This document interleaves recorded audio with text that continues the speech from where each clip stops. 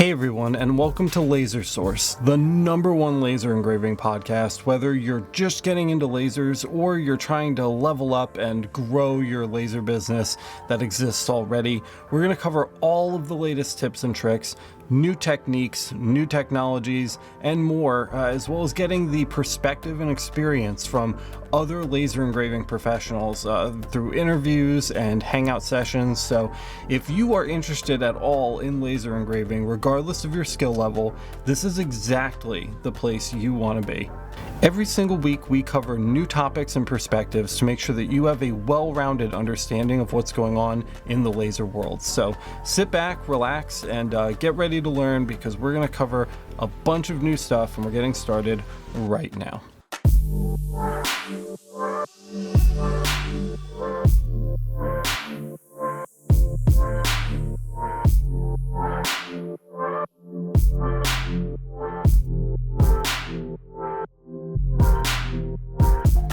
Welcome everybody to the Laser Source podcast, the #1 podcast. If you're just starting to get into laser, or you're looking to grow or scale your existing laser business, this is the place you want to be. And we've got an awesome episode for you today. We're going through our absolute favorite or most vital laser accessories. These are the things you want to get when you open your shop, and you want to start doing work. You're going to need all of the stuff on this list. So we're going to go through all of these items one by one. You can see we've got the no IR shields up here. We're going to get into that in just a second. But first, let me introduce everybody we've got with us today. We've got Tony.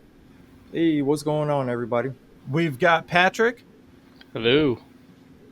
We've got Gio. How's it going? Mr. Tacky is here. What's up? And in his Laser Source debut, we've actually got Lithgow Lights all the way from Australia. How's it going, man? Hey. G'day, guys. Good A, yes. So we've got a huge list of stuff to go through. So we're gonna get right into it, because seriously, there's so many tabs open on my browser right now. I can't wait to start closing them because it's stressing me out. The very first thing that we've got here. Well, let me first say, of course, everything we cover in this episode will be linked in the description. So if you need anything that we cover on this list, you can find a link in the description, or you can check out the Laser Everything 2021 buying guide. It's lasereverything.net/buying guide. So if you want any of the products we talk about today, that's where you can find any of them. The first item that we have on the list, this was something that I added, is just a good pair of laser goggles. Wear your laser goggles, guys. Do you guys all wear laser goggles of some sort, right? Yep. Sure do. Yep. Good. Yeah. Good. I see some manufacturer ones. I see a couple aftermarket ones. Yep. Very good. So there's a few different places. No IR. These are like the people that make laser glasses. And you can get them in any spectrum and in any color. And if you have just like a ton of money burning a hole in your pocket, you can pick up a pair of these goggles. They're really cool, but they're super expensive. So you can get them in pretty much any wavelength, and they give you really great coverage charts to show you how much energy you're blocking, and its ability to do so at different wavelengths, which is really cool. So this is a great website. Again, if you've got a little money burning a hole in your pocket, or you're very serious about eye safety and you want the best of the best, No IR is what I would check out. But if that's not in the cards for you, you can also check out this company here, Free Mascot. I own a few pairs of these glasses, and they've worked really well for me. I haven't done any specific like energy density testing on like what's actually making it through the lenses on these, but in our crappy in-shop tests where we're just blasting them with a laser, they seem to do a hell of a job, and they are I don't even know, a fifth of the price of the No IR glasses. So I use these. I'm okay with that. It's kind of an assumed risk, but that's what I use here at the shop. What do you guys use for safety glasses? Do you wear them? Do you not wear them at all? Tell First, me I really believe quick. it's noir, not no IR. Oh my god! I think it's got fancy. So, Okay. I have two of the style that came with the fiber laser. Then I got the ones that you recommended on your video. So I've got two pairs, so two people can sit in here. I always wear them, even when I forget that I'm not lasering. usually have them on because they're good visible light. Like at least the ones that you're linking right now on the screen. Like I could wear these and I could still do everything I want to because I can actually see what's going on. They're not too dark. Right. Yep. I have free mascot. Okay, good. That's what I wear. Yeah, the free mascots. Yeah, yep. I like them. I think they're great, and they're actually comfortable. They're not like hard plastic. They've got kind of like a soft, like rubberized plastic on them, which is If nice. you wear glasses, they fit over those too, right? Yep, they do really, really well. Yeah, they fit under. There's a few different styles you can get. Too. I like just kind of this style. They fit well over my glasses and provide good coverage. But you can get these for any wavelength too, which is nice. And again, the price is right. It's not so low that it's like really sketchy. You know, they're not like it's not like a $15 pair of laser safety glasses, but it's also not $250. So I think where they cut corners on these is just in the like kind of like lab readouts that they provide you. Like I think on the fancier ones, they've done a lot of testing and can provide you a lot of data. I think these guys, it's more just like, we know that these lenses filter out the laser light. Here it is. And they don't bother with any of that kind of like aftercare stuff. The support's probably not as good if you have any issues with them or like they start falling apart. I'm sure they're lacking in the warranty area, but again, it's a good cost saving measure and they do seem to work well. Let's see what's next on our list. I skipped over it here just because these were in the wrong order.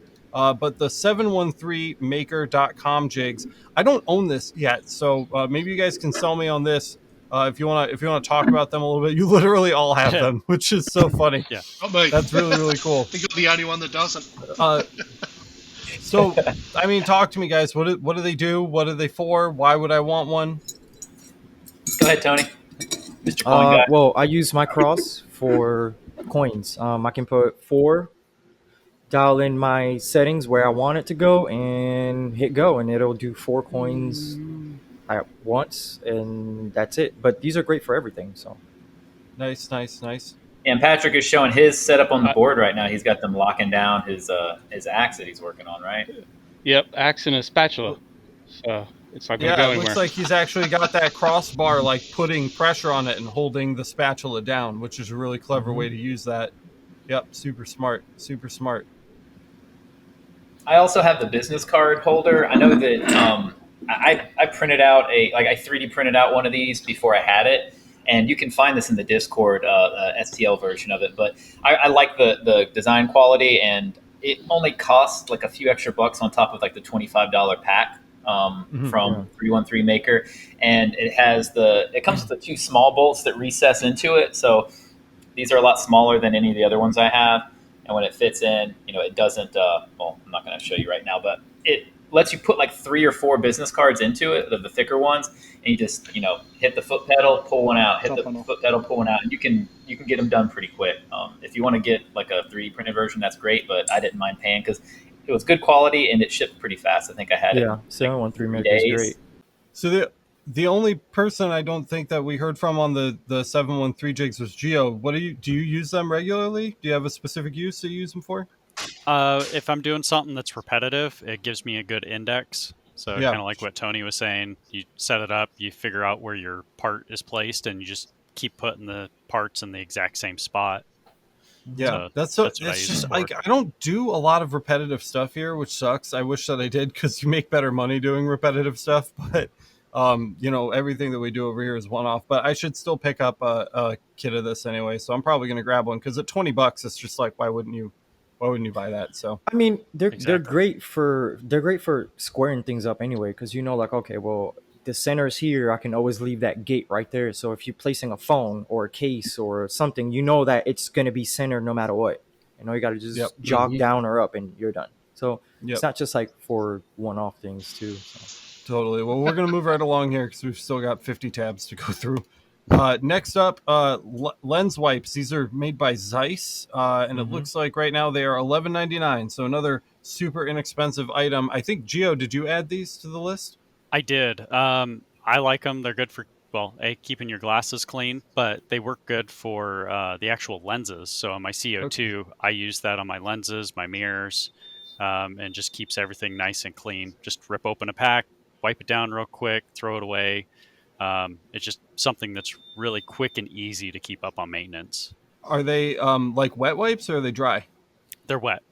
And do Yeah. they and it dries without leaving like a residue? I believe Yeah. pre-moistened is the proper That's term. Yes. Pre-moistened. Thank you. I was trying to avoid the M word, but here we are. You can bleep it So, out. The Edit problem that I out. usually have when I'm cleaning my lenses is that I just like, no matter what I use to clean my lenses, even like 99% alcohol, I feel like I get like a leftover shitty, like just Yeah, I just use film microfiber or cloths something. to. Yeah, I don't know. Yeah. It's an actual lens. Yeah, it's a lens wipe, so it's designed to not scratch any the material, and then it's got the I believe it's alcohol that's on them, but I don't see any streaks on it, so I can wipe past. So long as it's not like a really dirty lens, might take a second one, but it's a lot easier to stay on top of it because I don't have to dig the alcohol out, go find a clean microfiber, find a clean spot on the microfiber. I just grab a pack, rip it open, wipe it down real quick, and I'm done. And real quick, while we're talking about cleaning your lenses and mirrors, never wipe hard. Don't wipe in circles either. If there is any kind of grit or anything hard on it, you're going to scratch it. So you need to be very light when you guys are cleaning your stuff, or you're going to have to replace it. Yes, if it's really dirty, also start with the middle and work your way out in a straight line towards the edge, and then move to a clean spot on your wipe or your cloth or whatever you're using. Always start with a clean part and then slide it off towards the edge. That'll reduce scratching and also make sure you don't have stuff that's getting dug into the lens. Yeah, another thing that'll really help with that, which we're going to cover a little bit later in the episode here, is the data vac, the compressed air. Start with compressed air before you start wiping things, because if you can blow any big, heavy, loose stuff off before you start wiping, that's going to save you a lot of work and potentially protect your lens as well. So we'll talk about that a little bit further on here. This is a great suggestion. I'm definitely going to pick up a pack of these because I don't clean my lenses as often as I should, and it's mostly just because it's inconvenient. And I have other things that I want to be doing besides cleaning lenses. So that seems like, again, another no-brainer at $11.99. Super cheap. Next up, the Starrett 135A. We should all be Starrett owners here. Is there anybody who doesn't own one of these? I don't own one. Oh, no. I got mine. I ordered it and it never showed up. That is just, that makes me so sad. Chameleon. You two need to get 135As. They're brilliant. Dude, they're tiny little perfect things. They go everywhere. They're accurate. I paid for it. Hasn't showed up. They're sick. They're just the best. It's just the best little level. They're not that expensive. At $32.62, it's definitely significantly more expensive than the cheapy ones, but they work so much better. Dude, it's stout. Man. Yeah, they work so much better. And I have a whole video on this, so I'll link that video below if you want to watch it. But these are the best. We have even just like a fake secret society in the Discord server built around owning one of these. That's how ubiquitous they are. So really cool. Don't skip out on the Starrett because that is an awesome product right there. And we're going to follow this up. Tacky recommends this one, the Digipass 2-axis Smart Master Precision level. It's a digital level, and it's a chunky boy. Can you talk to us about this a little bit, Tacky? Yeah, so we use this at where I worked, and it's a X and Y. It has a Bluetooth app, so you can. Right now, you see it's flashing because I'm holding it up, but it goes up to 10 degrees, and the resolution is up to however many, minutes and seconds of a degree. It's a little big, but that's just part of the problem, or not the problem, just part of how big it is. Part of using it is a little bit difficult if you have a small part. Like if you wanted to engrave something small, it's not going to give you a good readout. But if you have something large, or you're checking the level of your galvo head, if you're trying to get that perfect to your workbench, it's good. And it is, like I said, it's crazy precise. So I could tell that, I did an axe earlier and it was off, and I got it within like half a degree of level, and it worked really well. So not everyone's going to have a use for it. If you can buy a $30 Starrett versus a $300 digital level, I use it in other areas, not just on the laser. So it was more like hey, I could also use this there. So I would recommend one of these if you have something else that you are trying to get a really good level on. Otherwise, it's a little over the top. when I was preparing these tabs to show on the video version of the podcast here, I saw there were a couple versions of this digital level too, and some of them weren't $350. So we'll link to a couple of the maybe more entry level versions of this if you want to get more into like the digital Mm-hmm. level space, but you don't want to drop $360. There are a few cheaper alternatives, and we'll make sure that we link those below for you so that you can go ahead and explore those. So we'll move right along here to our next one. We all agree on this one. Extra lenses. Your Yep. your fiber laser, your CO2 laser, whatever laser you have, if it's a galvo laser, costs you at least $2,000 to $3,000 at the very least. Buying No-brainer. extra $100 lenses for it should be a no-brainer. And I think we would all agree that having a full set, of lenses to be able to swap through based on your needs and the job that you're trying to do is just like an absolute must. At least three, I would say at least three. Get a low field one like a 50 or a 70, and then like a medium field lens like a 110 to a 175, and then if you can, a large field like a 2 to 300. I think as long as you have like one of each of those three, you should be okay. There's pros and cons to picking up any of them, and we can debate about that forever in the Discord, basically which lenses Mm-hmm. are the best. But the ideal answer is just buy a couple, add $300 to the cost of your machine, and have a selection of lenses so that you can do some different stuff. Does anybody? I would argue that Yeah. these are the number one accessory to get with your fiber laser, your galvo laser. Before you get anything else, you want to have multiple lenses because it will completely change your ability to engrave. Whether you're going for a larger size or you're going for a smaller size, it changes the optics of the laser so much. Like you're like, hey, I only have a 30 watt. Then you get a 50 millimeter workspace. You're like, wow, I can really cut and engrave on this small size now. Yeah. Yep. And it's always good to get it when you buy your laser, so that way the manufacturer supplies lenses that definitely work with your machine. I've had a little bit of trouble trying to find one that matched the spacer that's on my Galvo head. So that's it's a quick, easy option when you get your laser to add those on.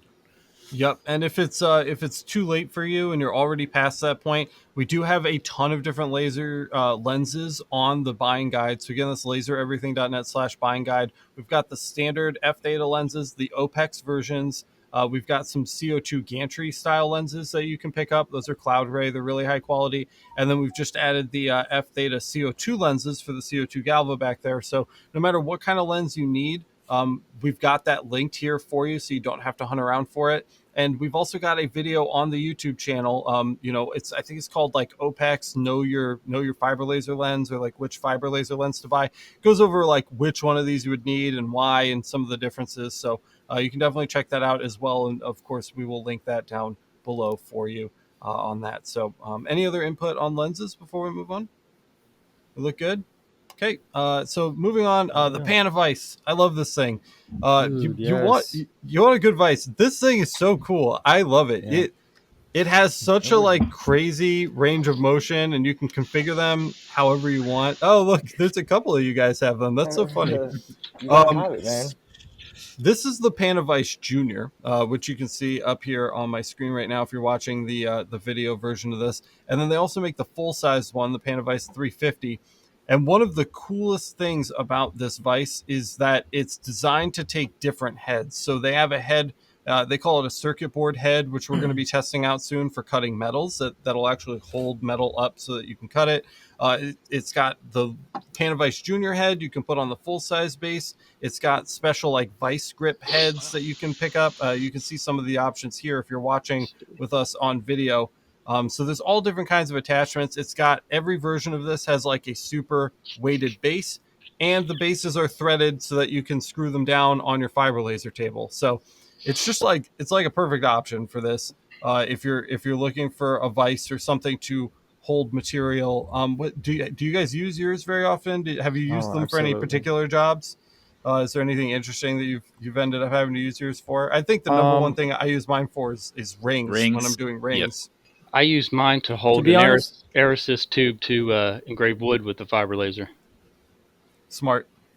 To be honest, I use mine to hold my phone sometimes to get close shots. Nice. Pro tip. Nice. I'm serious. Yep. I literally Yeah. put my phone on there and just get close shots. Like, for Well, that's real, like, awesome. I've done That's that a great too. pro tip. seriously, yeah. And Patrick, we're gonna have to sit down at some point and talk about your air assist setup because I really want to replicate that for the Galvo CO2. I feel like would really benefit from the way you have that set up.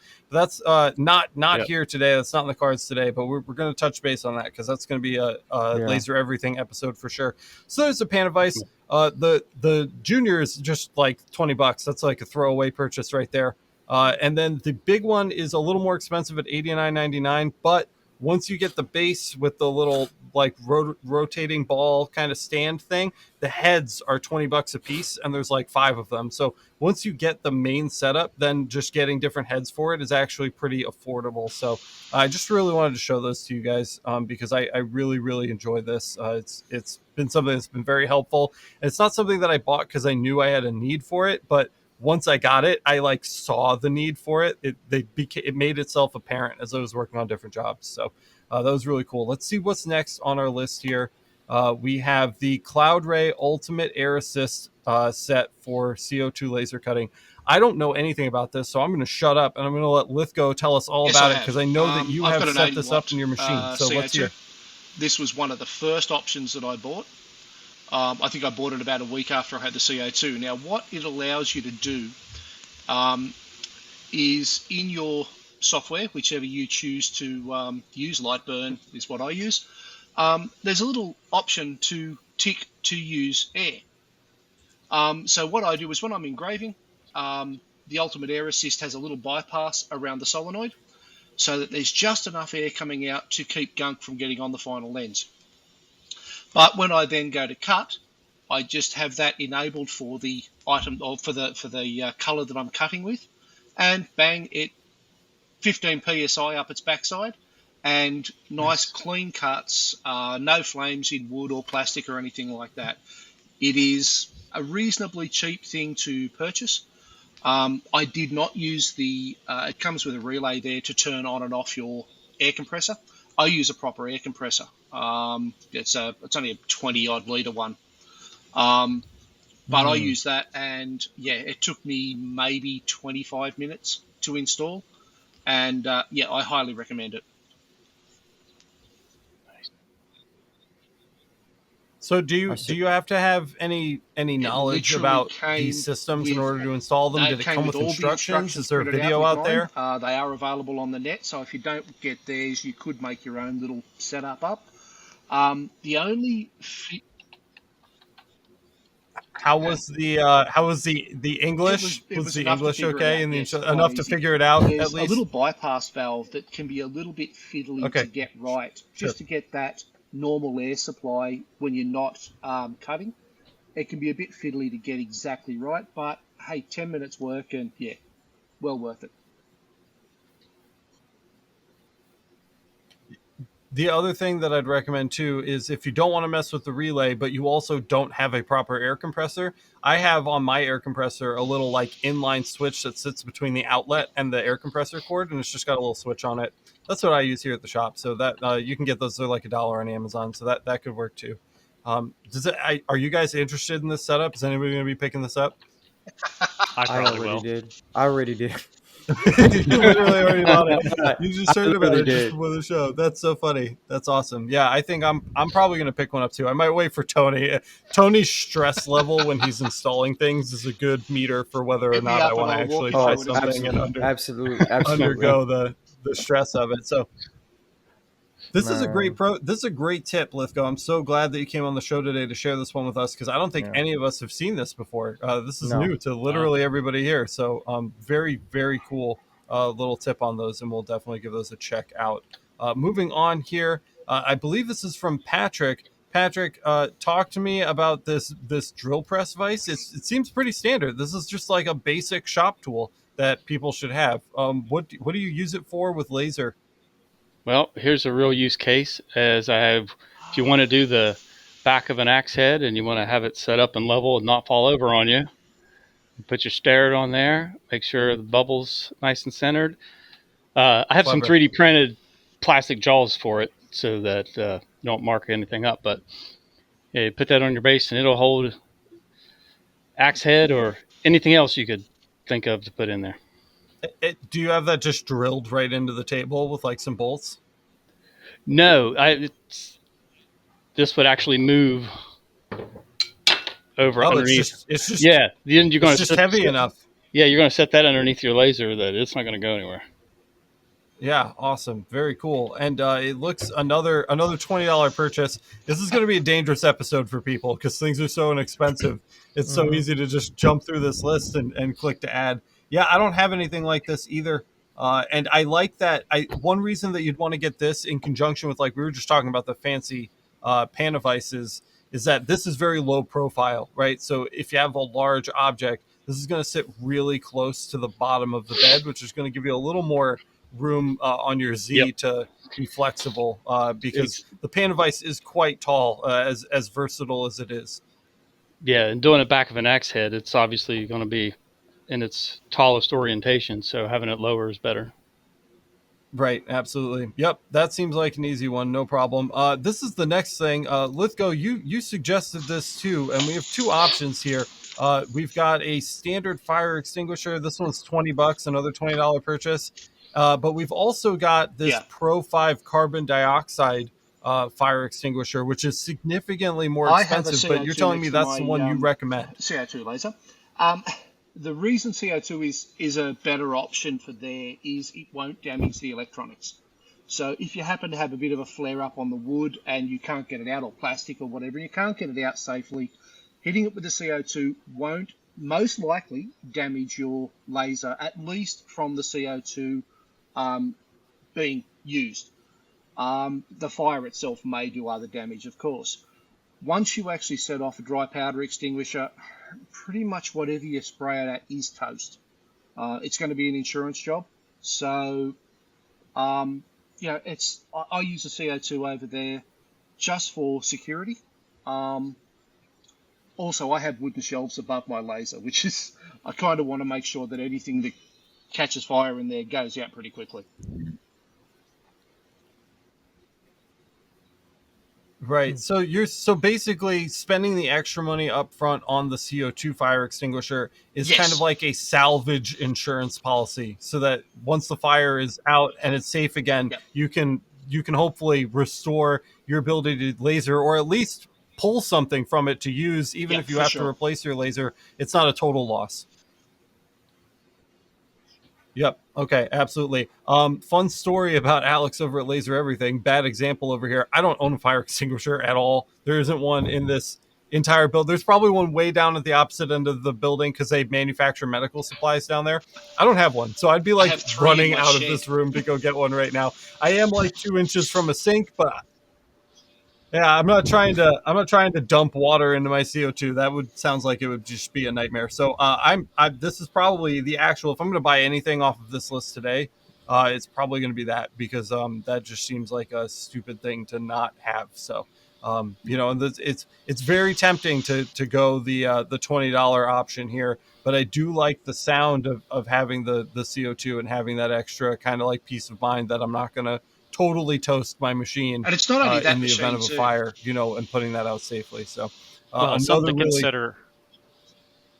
Say something to consider also is you're working on the laser. You're probably going to have your laptop or your computer close to the laser. Yeah. If you spray your laser with that other one, you're probably going to get some of that dry extinguisher chemical in your laptop, which now you got to replace your laptop on top of your laser. Right. And you could like, if you're not backing up to the cloud or whatever, you could be losing jobs. You could be losing work, data, files. That's a big risk. So if you do use your computer next to your laser, then this, again, seems like a very smart and reasonable purchase, despite the extra cost, just to save yourself that headache, because that could be really bad. I didn't even think about that. That's a really good point, Gio. So buy a fire extinguisher. Don't be like me.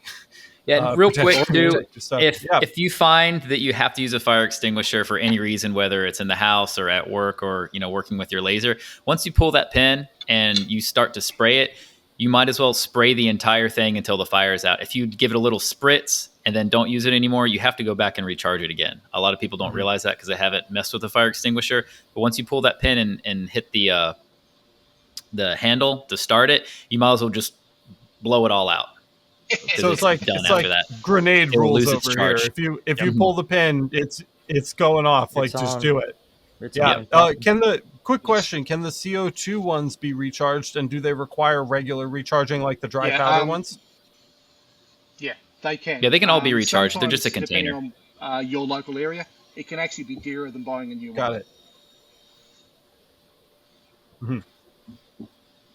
Okay, got it. Very cool. All right, good tips all around. Safety is always, should be the first priority. Again, I need to pick one up. I'm ashamed right now. I have some shame. Me too. But I luckily have a great product coming up for you guys, so that we can change the subject and shift away from me. Get a camera. Buy a camera. Have a decent camera. It doesn't matter what camera you do. This is a great mirrorless option. It's brand new. It's the Sony ZV-1. It's relatively inexpensive as far as fancy cameras go, at $700. I also have linked here the EOS M50, which has swappable lenses. So if you prefer to be able to change your lenses out, this could be a really great option for you as well. A little bit cheaper at $649. It doesn't really matter. If you have a modern smartphone, you can get away with it, but I like having like real cameras, and I think everybody should have access to a camera.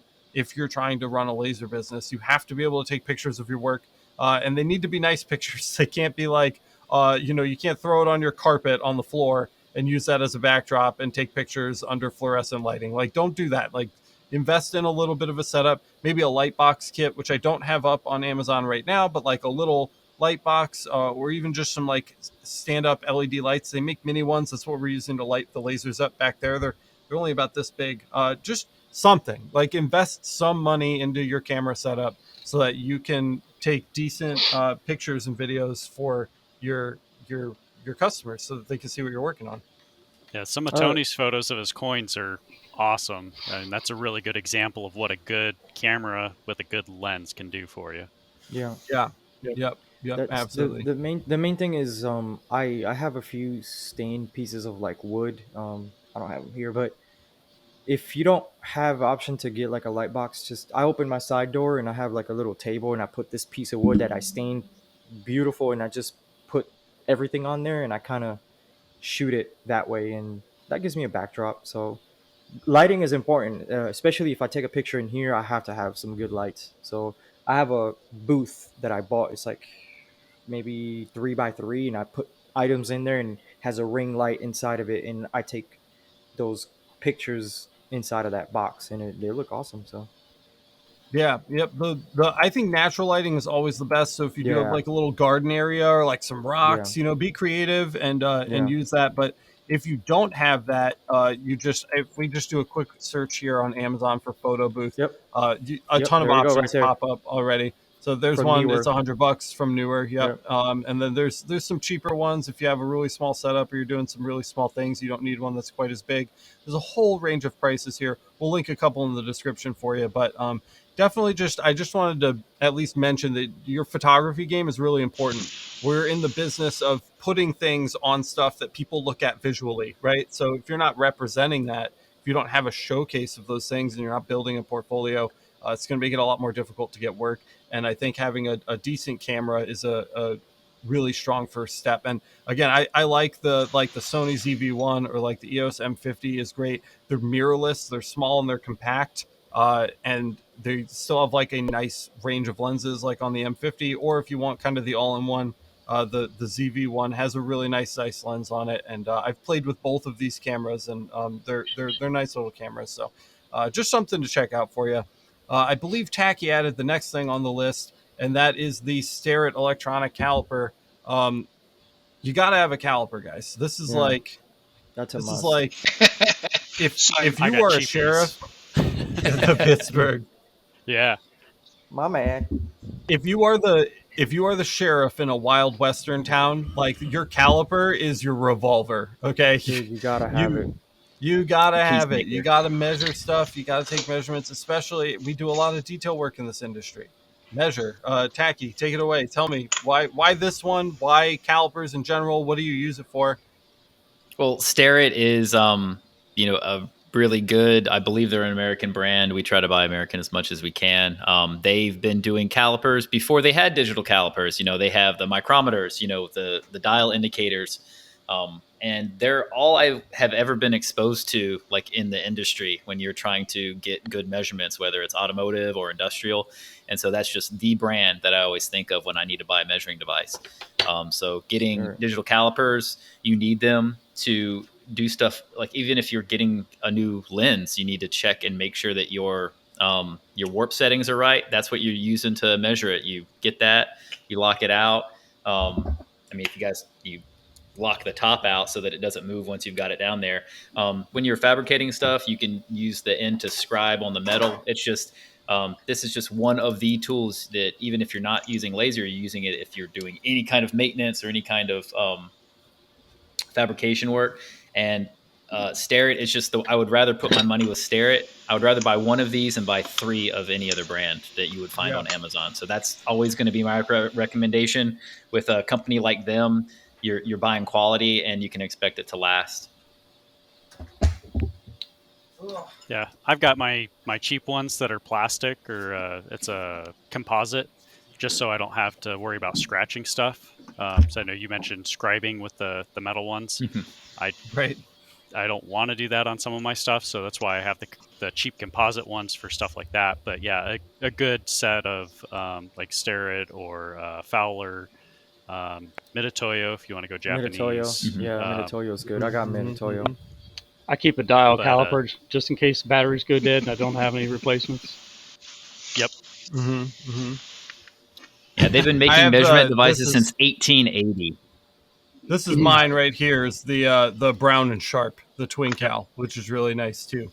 I really enjoy this. This is actually a gift. It has a laser engraving on the back of it from my mentor. So when I left Sonoma Laser Engraving, Michael gave me one of these and engraved it for me, and this was my gift after working with him for 7 years. So I use this one all the time. So you can't go wrong. You should spend $60 to $150 on a decent caliper, and then it's a must. I would say a pile maybe of $20 ones if you have 2 or 3 extra that are cheapo that you can just grab in an instant if you need it, or you don't mind banging up for quick work. It doesn't hurt to grab a couple extra on those as well. So caliper guys, pick one up.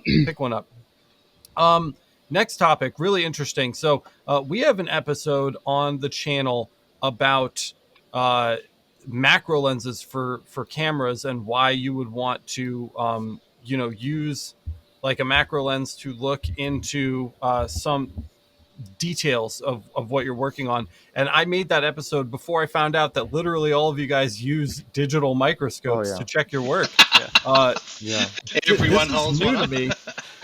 So I actually ordered I actually ordered a couple of these so that we could review some of these on the channel, but these are the ones recommended by our crew here today. So I think between the 5 of you, 2 of you at least own one of these and 2 of you own the other one, which is why we're showcasing these 2 today. They're the same, but mine has a little suction cup thingy and a flexible head. Yeah, flexible head. So these are originally so these are made by the same company, right? These 2 options here. They're all the same. Yes, they are. Yeah, sure. They look pretty affordable too. One comes in at $22.99 and one comes in at $39.99. I just tell me about. So who has the $22 one? Those Patrick and Lithgow. Do you guys like them? Do you use them often? If so, what do you use them for? Yeah, I use mine. It's handy to just even plug into your phone and get a picture and look at it on your phone, take a screenshot, whatever. And it works with Windows as well. You can plug it directly into your phone. Yeah, with my Android and a got the USB adapter, clip I on the end there no problem. That you can get a standard USB. Yeah, I'm not going to muck around with it now, but Awesome. Very cool. Very cool. Yep. And then I think Tacky and Tony, you guys own the $39 one. That one has like a base, so you're actually like kind of you're coming down on top of it, right? Yeah, it's like a microscope type base. It's nice. It's Bluetooth, so you can connect to your phone via Bluetooth and take your pictures like that. It also plugs in and works with Windows. It's lighted as Tacky's showing, so it'll light up your work area. Mine's and you can zoom Wi-Fi. in. Well, I don't mine's know if different. you got Bluetooth, but mine's Wi-Fi. So you can connect it to the laptop or the phone, or you can use USB for the phone too. The reason I got mine was when I first got my diode laser was my first laser. It was attached to a CNC desktop machine, movable Z-axis, and so when I put a material on, I have to adjust my focus because it's not a fixed focus laser. And instead of trying to eyeball it, and you have to do it, it's kind of sketchy. You turn the diode laser on, put your safety glasses on, you're trying to look and see if it's in focus or not. And I didn't like that. So I got the microscope so that I could pull it up on my computer and not look at the laser and get it focused in right. And once I got that focus, then I knew that it was, as sharp as it was going to be. Right. Very worth I think I paid $50 last year when I got it, but it's still worth it. Got mine for different. Go ahead. Oh, no. What I wanted to hear about yours. Yeah. Oh, no. So mine it's flexible head, and then you can zoom in and out. The reason why, honestly, the first thing why I got mine is for doing timing. So when I'm doing timing, you can see it, but this will get you like right in there. Like you can literally see if you know how much you're off, and you can dial in those laser timings on and off, cut off. So that's one of the main reasons why I got this, and also to check make sure my hatches are okay. So yeah, I did the same thing. I've never messed with my laser timings. Dude, you should probably do that. Yeah, we'll do an episode on that too. That's like, another thing I'll be able to do. Timing, that's timing. All that box. It's all these are timing cards that I've done. So yeah, timing is important for me. Got it. Yep, I'll have to look into that for sure. Well, we're still going, guys. We're still moving through this list here. We're getting towards the end. Let's see, where did we leave off? Right here. So the DataVac. This thing is so cool. This is one of my favorite things ever. So I just bought one because this is one of the things that we used to have at the old shop when I was working for somebody else, but I haven't been able to afford for my own shop. So I just bought one, and I'm really excited to show it to you guys who are listening, because it's basically like an infinite can of compressed air. It just you plug it in and it will just blow the strongest vortex of air at whatever you point it at forever until you're done using it. It was great so we had mentioned this earlier with cleaning the lenses. This should be the first step, right? You're going to hit it with the compressed air. And instead of having to deal with the cans, and the cans have like the solvents and like compressants that like spray out and they're like super cold. And if they touch stuff, like that, you know what I'm talking about? Yeah. If you turn it upside down, you blast it. Yeah, you blast it. You don't want that on your lenses. So just get this, because it's just a compressor with literally like a blower nozzle on it. Don't you have one of these, Tony? Yes, I do. It's in the cabinet back here. I use it a lot for everything. Just one caution though, and Gio can correct me because he's like the mathematician and all that stuff. This thing will cause, what you call that when you static electricity. So you need to, if you're spraying it like on a board or something, if you're spraying it on a board like that and you touch it, it will cause static electricity. Just be careful on that. So it says anti-static on it, right? Yeah, right. So this is the ESD version, and it actually comes with a little grounding thing. Okay. Yeah. So don't use mine. It is important. There is a white version of the DataVac and a black version, and they are the same exact thing, but the black version comes with the grounding clip connector. Yeah. I don't use my clip. I'm not gonna lie. Okay. Well, the other alternative is you can get like a little lens puffer like this. They normally come with camera kits. This is what I've used, just because I haven't bought a DataVac yet, but that's going to be on my list now. That's I'm sure those little Amazon lens puffer lens. Yeah, I think it's called the Camera Puff Junior. Yeah, I got one of those puffers. Yeah. Like here's one. It's $10. Yeah, $10. That one looks like a rocket ship. Because yeah, it does. Because you may be on a budget. So if you're looking for a budget option, something like this, will work fine. It's obviously not going to give you the force that an electric one is going to give you, but it'll get the job done. So definitely an option for you as well. This is another thing. Every single person on this podcast owns one of these right now, except for me. And I don't know why I don't have one of these. What are we looking at? Who wants to talk about the infrared thermometer here? Why? What is the purpose? Why do I need to buy one? Geo, you're up. Don't burn yourself. Right. Yeah. No, I use mine just because I work in my garage. I'm in Arizona. It gets pretty hot in here. I use it to keep an eye on my chiller temp and my tube temp on my CO2, and then I also check the galvo head just to make sure things aren't getting too hot. If I'm doing something that's metal based, I'll check it before I grab it. But most of the stuff I do isn't too hot, just because I'm not doing a lot of deep etching. Right. Perfect. And apparently you all see the value in owning these because you all own one. So yet another thing. I'm gonna have another expensive Amazon session today. Just spent $500 yesterday. I'm gonna spend another $500 today because apparently you guys have all this cool stuff I don't have. $30 seems to be the median price on these, so not very expensive. They take a little 9-volt, and it's just point and shoot, right? You point, shoot, get a temperature. Yep, super easy. Even for your home, man. Like if you want to make sure your AC at home is working, just point it to the vent, and it'll tell you the temperature. It's great for everything. Even hell, the grill, like anything. Right. Who added our little 6-pack of tweezers here? That would be me. Gotta have it. All right, talk to me about it.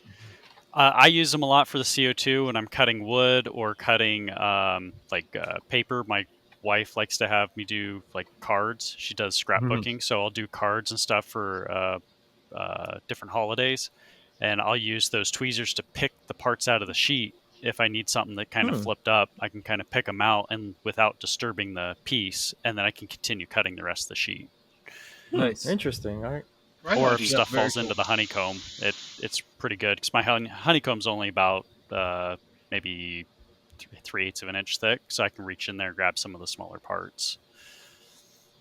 Nice. Yeah, I feel like this would come really in handy with weeding too. If you're masking your wood with masking tape or masking acrylic to cut or engrave it, then you need to remove that. I feel like these would be perfect for that. So I think you even used a pair when you had to get that splinter out of your hand when Francine showed up too. I did. I ended up moving from the I ended up moving from the tweezers to a knife and just cutting it out. But the tweezers were my go-to. It was to just start with the tweezers.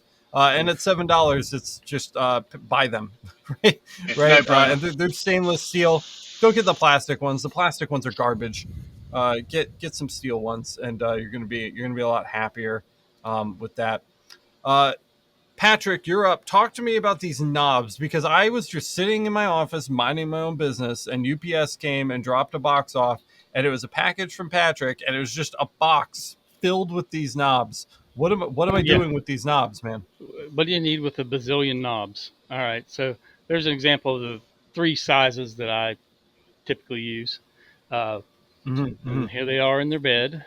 There's the M6, and my main use lately has basically been using the knobs and one of the jig bars to hold down axe handles to keep them from moving around. So for taller items, you can use that in combination with the jig bars and just lock all your stuff down. That's so freaking smart. That's so smart. So the bar goes on top. Oh man, that's so smart. I have a totally new appreciation for these before. I was like thinking like, oh yeah, I guess you could use them to just put the bars directly on the table, and it's like a little easier to turn and put them on or unturn or whatever. But that use right there, that makes sense. That's really, really, really smart. Yeah, so very cool. Any thicker item you can use them on. Got it. And you've so they make them in all different sizes, so you can get that looks like M6 and M4. They've got M8, or you can just get this assortment kit, $17. I'm assuming this is what you shipped over to the shop here, right? Yeah. It's the assortment kit there. Yeah, yep. So you just get kind of like a bunch of different sizes. and shapes for various needs. So definitely something worth checking out. It's only $20, so not bad at all. I think it might even be cheaper to buy these than just the standard M6 machine screws. Yeah. Yep. I'll So pick a very setup cool. myself. And then the X-Acto, I believe that was Tacky's ad, the X-Acto knife. No, I think that was Geo again. No, that was mine Oh, is it again. Geo? Oh, okay, Yeah. Geo with the I little do. guys. Yep. Again, Solidarity have one, again, though. but for cleaning up stuff that may not cut completely through. Okay. It's nice to Gotta have have. Got it. So just kind of on that, would be a tool in conjunction with your tweezers that you would use for like kind of that weeding and fine processing. Yep, nice. And another $8 purchase. So like, why not just add it to your toolbox? That seems really easy. Tony is changing my mind on what brand of exhaust fan to use. Mine are just about dead. They're really starting to struggle with airflow, and I think it's just because I've been pumping garbage through them for two and a half years now. So they're just about dead, and I think I want to get a new set. And Tony's trying to convince me that AC Infinity is the way to go. What do you like about these, man? Why are you using them? So I have probably about 3 of these. The reason why I like them is because number one, they're quiet.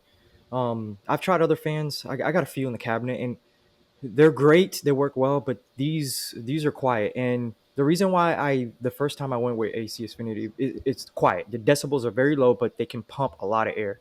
I have an intake and an exhaust one upstairs in a room where I keep electronics, like a server. So and it's upstairs where the kids are, and they don't hear it. So I need to. It's a small closet, so I need air to get in and then hot air to get back out. So when I have these, kids are sleeping, they don't hear that. So that prompted me to like, well, let's get the one for the CO2, and it's been working fine. It's right here as you can see it.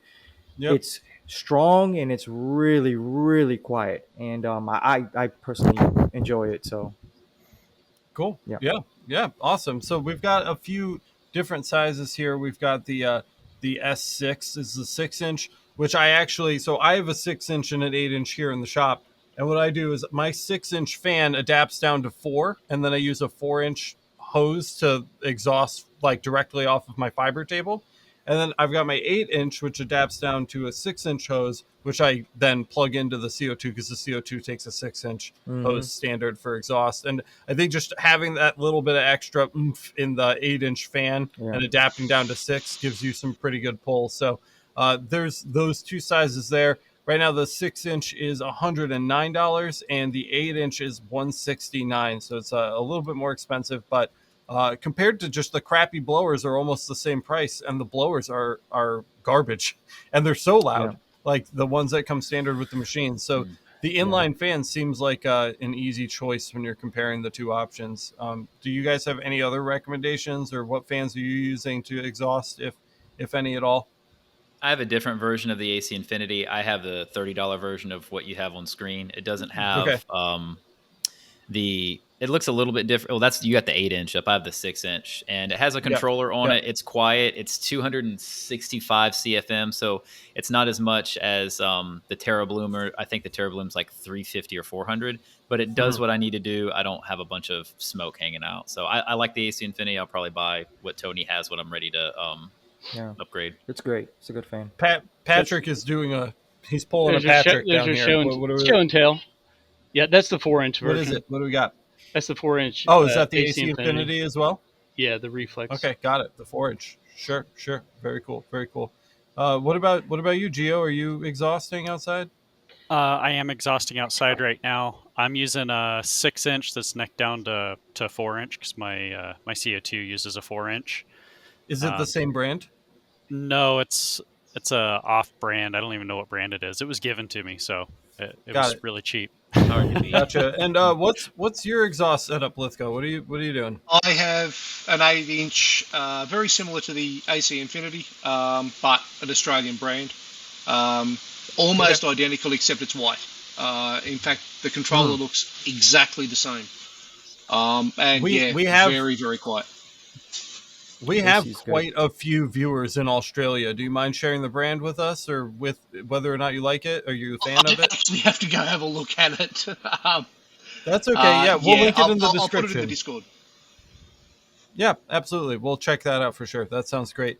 We've got a couple items left here, guys. We're almost done. That was the photo box. And that's the Brown and Sharp. So I think we're just about done. The last thing that I wanted to pull up really quick, the X-Acto knives and tweezers reminded me of this. Get yourself a precision screwdriver kit. These things are great. They're great for, I use them all the time for watches, disassembling and reassembling watches. I have a kit very similar to this one right here. They're inexpensive, $13.99, right? $18.99 for some of the nicer ones. They've got a bunch of little tiny screwdriver heads that come with them in the packaging, and they're great for fiddling with watches or messing with electronics, working on controller drivers, things like that inside the machines. These are awesome, and I didn't want to leave that out. So does anybody else have anything else that they want to chat about as far as just your favorite accessories? We've covered a lot today. I didn't know if anybody else had like just kind of like a flash of insight while we were talking, and we had forgotten something I wanted to mention. One thing I think I I'd have like. one. Go ahead. I was No, going go to say ahead. the one thing I'm I'd linking like it to right mention now. is I've noticed a few guys that are buying fiber lasers recently, and yeah, I'm very new to a fiber, but then they're going back a month or two later and saying, "Oh, I need a rotary," and they're going to have to install the stepper driver, the whole lot Yeah. themselves. There are some companies that have the external power supply and stepper controller. But again, you've still got to open it up and plug it in. It's a pain in the backside. If you think you're going to need a rotary on a fiber, get the rotary stepper installed from the factory. Yep. Yep. Very true. Yeah. It's a big pain in the butt. And we definitely, I don't think we've done a rotary episode for the podcast yet. So if you're just a podcast listener, we haven't really gone into depth on this, but that's definitely something that we can cover in a future episode, because I think we've all got a fair bit of rotary experience now with the fiber lasers, and we can definitely touch on that in the future. But that's an excellent tip. Don't treat the rotary as an accessory. Treat it as part of the machine, and get it when you're getting those extra lenses, because again, the 200 or 300 bucks they're going to charge you for the rotary is a drop in the bucket compared to the 2 or 3,000 you're already spending on the machine. Save yourself the headache and just pick one up when you're buying the machine, because you're probably going to end up wanting to use it after you see some of the cool stuff that people are making in the Discord.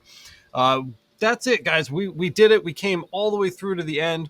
There is something new that I wanted to try today. Let me. So what I want to do is actually just go through, and I want to thank our producers. Our producers are Patreon members that they contribute $25 a month to keep the channel going, to keep the podcast going, and to support our Discord community. And I wanted to start thanking them on the podcast because they deserve it, and they've been working really hard at their jobs, at their businesses, and in their lives to make sure that we can continue doing what we're doing over here. So just a super quick special shout out to Cybersex, Ali Weebowo. I'm going to butcher these names. This is going to be a disaster. Tony. Thank you, Tony. No problem. We've got Bill S., Carson Zog, Daniel Zam Aripa, David Hawthorne. That name sounds familiar. No, it's actually Rawsthorne. Ross. Oh, that's an R. Ross Thorne. Sorry, I'm working on the small screen over here. Ross Thorne. Let's go, lights. Just say that. We've got Edward Havanesian. Oh, God. Jack C. Moore, Larry Dell, Matthew Van Dorn, Nick Barros, Patrick Moore. Thank you, Patrick. Rick Farrell. That's Rick over at DV Laserworks. We just had him on the show. Go listen to that episode. That's a great interview episode. Yeah. Robert Hendry, Sam, Tacky. Thank you, Tacky. Travis Chamberlain, and Yapping Zing. Thank you guys so much for listening to me butcher your names and supporting what we're doing here. It means the world to me, to the staff, to be able to come on and do this for you guys every week. And you're support is immense. Special thanks to all of our other patrons as well that support us at the $8 and $4 tiers, especially that $4 tier if you're a Oh man, my video completely cut out. I guess I'll have to finish the video as a robot. Thanks again to all of our other patrons at the $4 and $8 tiers. If you'd like to join the Patreon team and support the channel, the podcast, and our community, you can find more at patreon.com/lasereverything. I wouldn't be anywhere near where we are right now without these amazing smiling faces right here.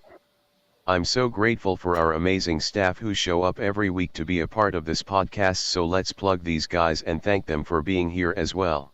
Tachi, where can we see what you're up to these days? You can find me on Instagram, Facebook, YouTube, Twitter, Polygon Printing. Working on the showcase right now, working on axes, stuff like that. Stay tuned. Hopefully you guys see something you like. If you want to find me on Discord, ask me questions about what I'm doing. I'm almost always there. Tony, tell me that website is done. All right. Yeah. No, it's just you can find me on Etched Ideas on every platform. Working on a website right now. That's etched_ideas, correct? Yes, etched_ideas. You can find me there. It'll be, if you find a profile picture, is a light bulb. So, Gio, if you don't have news about your YouTube channel, you're going to damage my robot circuitry. It's getting closer. It's getting closer. I'm hoping to record some more stuff this weekend since it's 3-day weekend. So we'll see how that goes. But YouTube and Instagram, it's a Maker Theory, MAKR Theory. And hopefully have some stuff up here in the next week or so. I may be immortal now, but I can't wait forever. Lithgow, extra thanks for joining us today.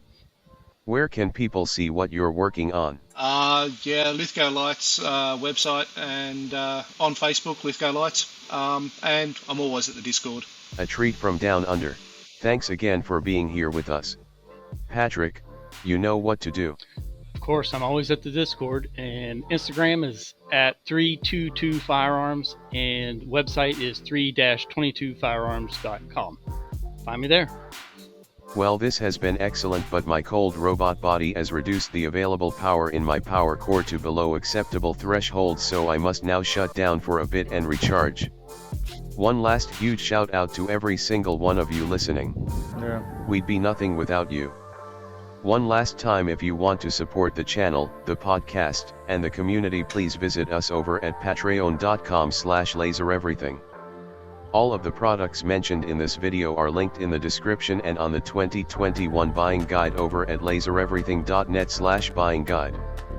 Also, if you haven't already joined the Discord, go do it now. It's free, no excuses. We're hosting a contest where you have to engrave a preset graphic, and the best one wins some Laser Everything merch, so check that out now. Thanks again for watching, and we'll see you ... in the next one. Say goodbye, you smelly humans. Reader. Later. Shutting down, goodbye.